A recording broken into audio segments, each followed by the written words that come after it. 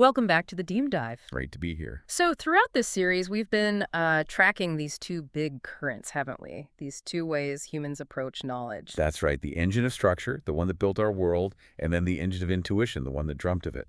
And today we see them collide loudly. We're looking at that moment really in the 1960s when the heart of human wisdom just bursts onto the world stage. Demanding to be heard. We're calling it the first ignition. It's this huge cultural reaction, really, to the cold logic that led up to and through the Second World War. Mm-hmm. We're shifting from those, sterile labs where the shell perfected its calculations out into the streets, into this messy, loud, philosophical revolution. Yeah. And it's driven almost entirely by feeling, by intuition. Okay, so let's frame this up like we always do with our main metaphor.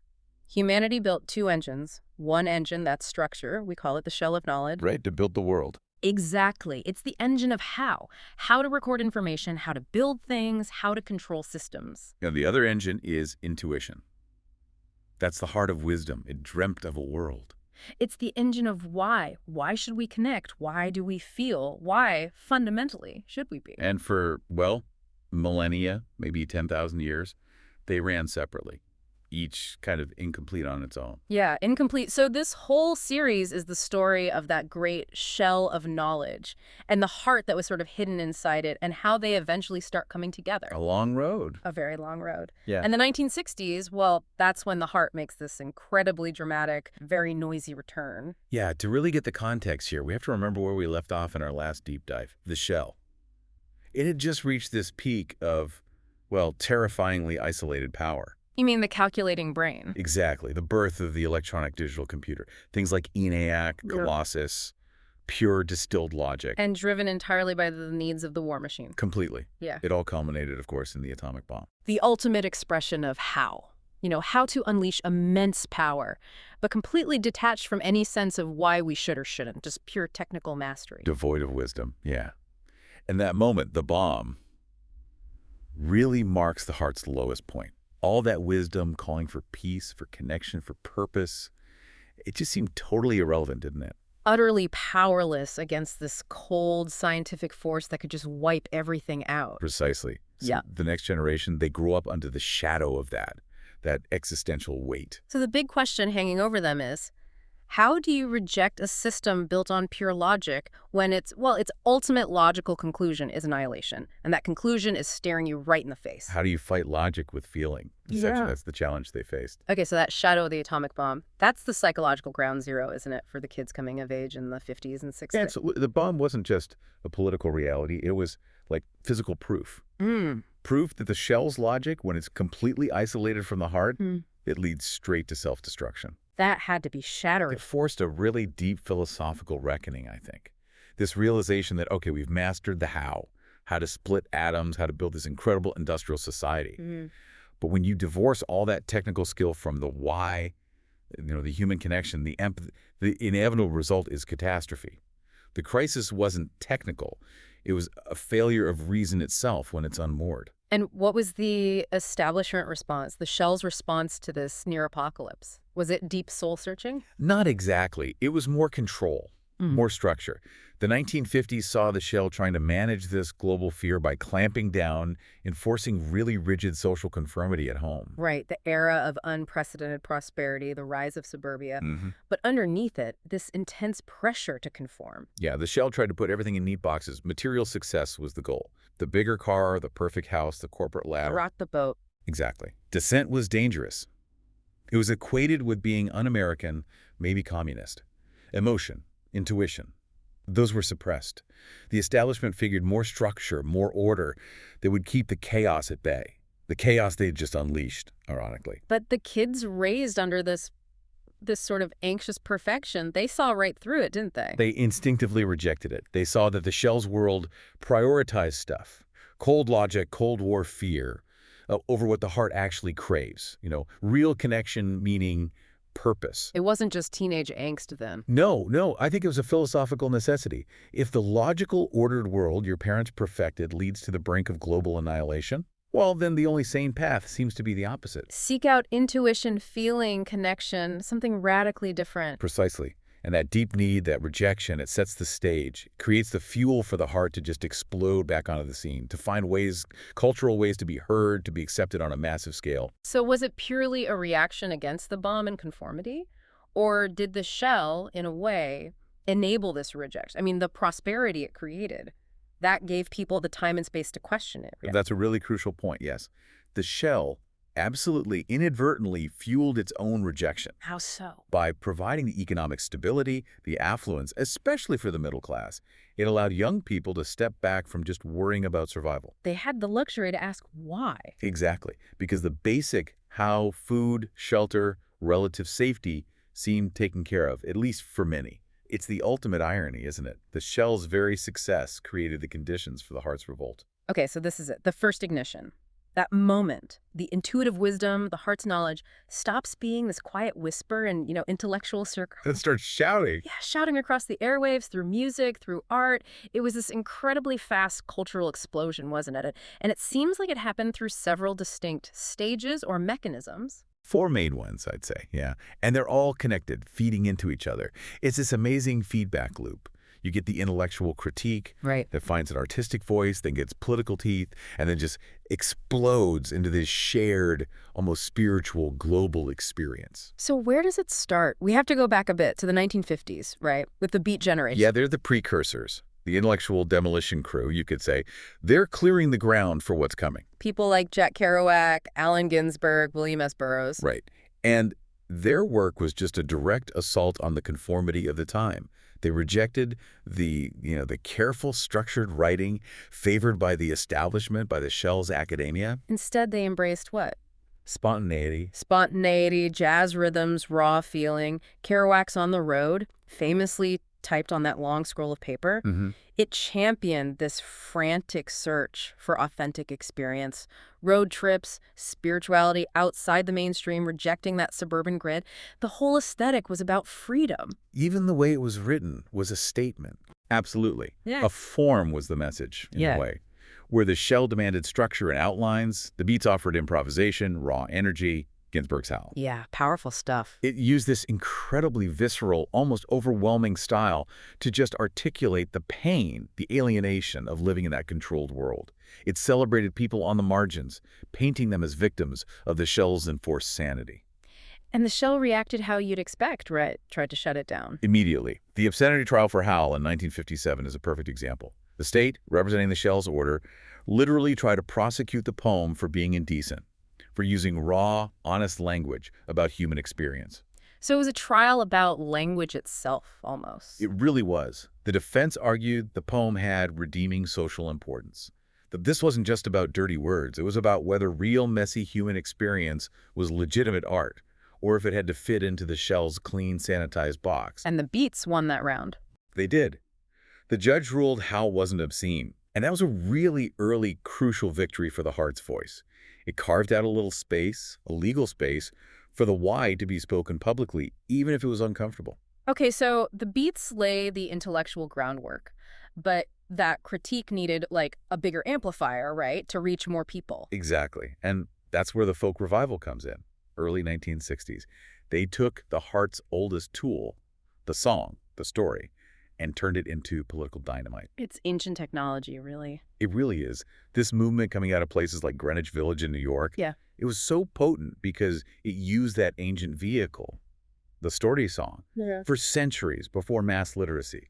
That's how knowledge, history, values were passed down, face to face, heart to heart. And suddenly you have people like Bob Dylan, Joan Baez, Pete Seeger, using that same acoustic power, but for immediate political anthems. Yeah, they weren't just singing about lost love anymore. They were singing about civil rights, about war, about deep social injustices. And it sounded different too, right, compared to the mainstream pop. Oh, completely. Yeah. It stood in stark contrast to the polished, often orchestral pop music.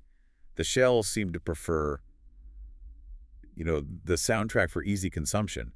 Folk was raw, acoustic, sometimes intentionally poorly recorded. The message was the priority. Absolutely. The lyrical content, the emotional truth, that mattered way more than slick production. So they took that subjective, emotional truth, the heart's domain, and weaponized it politically. They aimed it straight at the shell's structures of injustice. Think about the civil rights movement. Folk songs were crucial. They exposed the emotional reality, the human cost of Jim Crow laws. They made abstract racism feel urgent and painful, especially to white audiences in the North who might have felt detached. It's like the poetry of the beats, but set to music and aimed at action. Precisely. When Dylan sings something like Blowin' in the Wind, he's not laying out a 10-point policy plan. He's asking these huge universal why questions about war, freedom, dignity. And it's the feeling, the resonance that moves people. That's the power of the heart. It was the emotional weight, not the detailed argument, that mobilized millions. Okay, so we have the intellectual critique from the beats and the political voice from folk. But how does this become a truly mass phenomenon, a global thing? Right, it needed scale. Mm-hmm. And that brings us to mechanism 3, scaling the identity, Yeah. primarily through the British invasion. The Beatles, the Rolling Stones. Exactly. And here's the deep irony. The shell itself had built the infrastructure for this explosion. How do you mean? Global mass media, Yeah. television, radio networks that crossed oceans, sophisticated record production and distribution, all these systems built by the shell, mostly for commercial reasons, for orderly communication. Mm-hmm. They get hijacked. They become the delivery system for the heart's rebellious message, spreading it worldwide almost instantly. So the Beatles, the Stones, they take the energy of American rock and roll. Amplify it, yeah. Yeah. Give it a slicker image sometimes, more sophisticated songwriting maybe, and they create something really new, a shared global generational identity. Suddenly, feeling alienated or wanting something different wasn't just something happening in your town or even your country. No, it was everywhere. Kids in London, New York, Tokyo, Sydney, they were all listening to the same music, feeling the same energy. It created this powerful sense of belonging to a worldwide movement, all unified by this common soundtrack. And when bands like the Beatles started getting more experimental, more psychedelic, like with Sgt. Pepper's. They instantly distributed that countercultural ethos, that questioning spirit, to millions. People who might never read Kerouac or listen to a Dylan protest song were suddenly absorbing these ideas through incredibly popular music. So the shells on creation, the music industry, mass media becomes this unwilling engine for the heart's message, spreading nonconformity globally. It's a critical turning point. The movement goes beyond just critique. It becomes a statement of shared existence, a shared feeling, the loudness, the energy, the performance style. It all defied that prim, ordered, post-war shell world. The music wasn't just background noise. No, it was a rallying cry. It signaled a whole new way of being was possible, and you weren't alone in wanting it. And that shared identity, that global feeling, it seems like it leads to the deepest, maybe most philosophical part of this ignition, mechanism 4, psychedelia and gnosis. Yeah, this is where the movement gets explicitly metaphysical. It moves beyond just protesting the shell's world to actively searching for a different kind of reality, a different way of knowing, experiential truth. And this connects back to something ancient, doesn't it? Deeply. This phase, in the mid to late 60s, becomes inseparable from hallucinogens, particularly LSD. And crucially, these substances weren't seen merely as party drugs, not primarily anyway. They were seen as tools. As technologies for exploration, yeah. Tools to achieve a direct experience of a deeper reality. A kind of personal transformative knowledge the ancient Greeks called gnosis. Direct knowing, not through books or authorities, but through experience. Okay, unpack why that's such a threat to the shell. Because the shell's entire world is built on the scientific method, right? Objective knowledge, verifiable, repeatable experiments, knowledge you get from reading the archive, from data, from external sources. Right. Text-based, verifiable facts. Gnosis is the opposite. It's subjective. It's deeply personal, often non-repeatable in a lab setting. It requires direct experience. It's knowledge you get from feeling the dream, from inner exploration. It completely bypasses the shell's validation methods. And figures like Timothy Leary, Ram Dass, they were actively promoting this. Explicitly. They frame psychedelics as spiritual tools, ways to bypass the rational analytical mind, the shell mind, and tap directly into something bigger, like universal consciousness. It was like offering a shortcut to enlightenment, completely outside the control of organized religion or science. So you're saying the whole psychedelic movement functioned like an ancient mystery cult, but on a mass scale? I think that's a very useful way to see it, yeah. It rejected the official religion of the time, post-war conformity, materialism, and offered initiation into a different way of knowing, a path to radical, personal, experiential transformation. And that's the core value of the heart, right? Subjective truth matters. Exactly. And this quest, this search for gnosis, it translates directly into the art, the music. How so? Artists like Jimi Hendrix, Pink Floyd, The Doors. They started using the studio itself as an instrument. Distortion, feedback, tape loops, strange sound effects, surreal lyrics. They were trying to replicate or evoke those altered states of consciousness. The music becomes part of the ritual. It becomes ecstatic ritual music, yeah. Mhm. It wasn't just for listening. It was designed to maybe help break down the ego, induce that sense of cosmic connection that's central to the Gnosis experience. It's sound designed to facilitate a non-linear spiritual state. Directly opposing the clean, linear, predictable sound the shell's hi-fi systems were designed for. Right, and visually, too. Think about the psychedelic posters. Wes Wilson, Victor Moscoso, they threw out the rules of graphic design. Legibility wasn't the point. Not at all. They rejected clear lines, easy-to-read text. Everything was melting fluid, optically challenging, bright, clashing colors. It was a visual scream against the shell's demand for order, for neat categories, for instant comprehension. So the heart wasn't just whispering anymore. It was shouting its core values: subjectivity, experience, connection, anti-materialism across every cultural channel it could find. Loud and clear, and impossible to ignore. Okay, so the heart is shouting. It's achieved this incredible cultural momentum. How does the shell, the establishment, the government, the purely logical mind react to this massive, intuitive, sometimes chaotic eruption? Well, the first reaction seems to have been just sheer bafflement, confusion, Yeah, and then dismissal. they just didn't get it. Fundamentally, no. The shell mind is built for objective logic, for order, for putting things in boxes.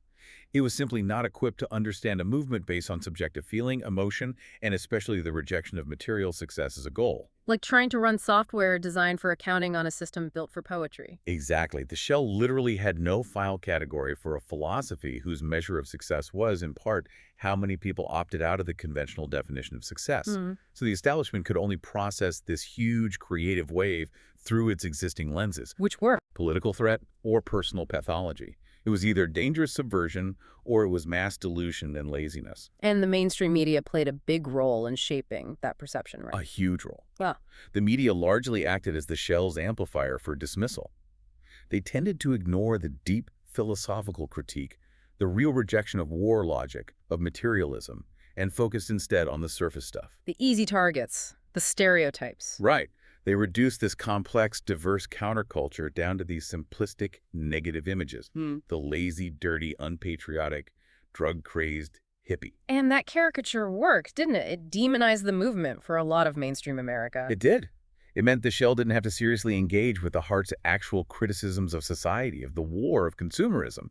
They could just point to the stereotype and dismiss the whole thing. It's like the shell analyzing this powerful new algorithm, this new way of thinking, and its only output is error, does not compute, lacks structure. That's a great way to put it. And when just dismissing it didn't make it go away, when the momentum kept building, well, then the reaction escalated. It moved into political fear and repression. The shell started to see it as a genuine threat to stability. A dangerous, chaotic threat to the American way of life as they saw it. This fear really crystallizes politically with Richard Nixon's election in 1968. Running on law and order. Explicitly. That platform was a direct response, a mandate from a significant part of the population saying, get this chaos under control, reassert the shell's order. And that wasn't just rhetoric. That fear led to actual organized suppression by the government. Yes, we absolutely have to talk about the FBI's COINTELPRO program here. Counterintelligence program. Right, and it perfectly embodies the shell's calculated, logical response to the heart's seemingly irrational uprising. It wasn't just about arresting people in protests. It was more insidious. Much more. It was systematic infiltration and disruption, using informants, spreading lies and disinformation to create conflict within groups, forging letters to discredit leaders, planting damaging stories in the media. Basically, psychological warfare. Aimed at destroying the organizing capacity of anti-war groups, civil rights groups, counterculture movements. All central to the heart's political power at that moment. It was the cold, calculating application of how. How to infiltrate, how to divide, how to ruin reputations. Used against the heart's greatest strength: community, trust, shared feeling. Precisely. The shell didn't try to win the philosophical debate with the heart. It attacked its ability to organize, its ability to function as a cohesive movement. So this interaction, this clash, shows the shell did recognize the power of the heart's movement, even if it couldn't understand its core philosophy. Oh, it recognized the danger. It saw an active force pushing back against the established order, and it reacted with strategic, logical, and often covert precision to neutralize that force. So you have this intense dynamic. The heart erupting culturally, the shell pushing back with confusion and suppression. It feels like it has to come to a head somehow. And it does. In August 1969, the defining moment, really, where the heart's cultural power just becomes undeniable, Woodstock. The Woodstock Music and Art Fair. This three-day festival. It became this temporary, messy, but incredibly powerful real-world manifestation of the heart's ideals. And it demonstrated the movement's sheer scale and, importantly, its character. It wasn't supposed to be that big, right? Not at all. Planned for maybe 50,000 ticketed attendees. But the event just spiraled completely out of the organizers, out of the shell's control. Fences came down, roads were blocked. Total gridlock. And an estimated 400,000 people just showed up. It became a free event by default. A massive, unplanned city sprang up on that farm. So by the shell's standards, the logistics, planning, profit, order, it was a An disaster. absolute catastrophe. Food ran short, it rained, sanitation was overwhelmed. Pure chaos from an organizational perspective. But wait, doesn't that chaos kind of prove the shell's point? That the heart, left to its own devices, can't actually run things. That it needs structure. That's the surface interpretation, yeah. And certainly it wasn't a model for sustainable city planning. But the deeper story, the thing that shocked observers at the time, was the human reaction to the chaos. What happened? Despite the mud, the lack of food, the logistical nightmare, the overwhelming atmosphere was one of peace, cooperation, community.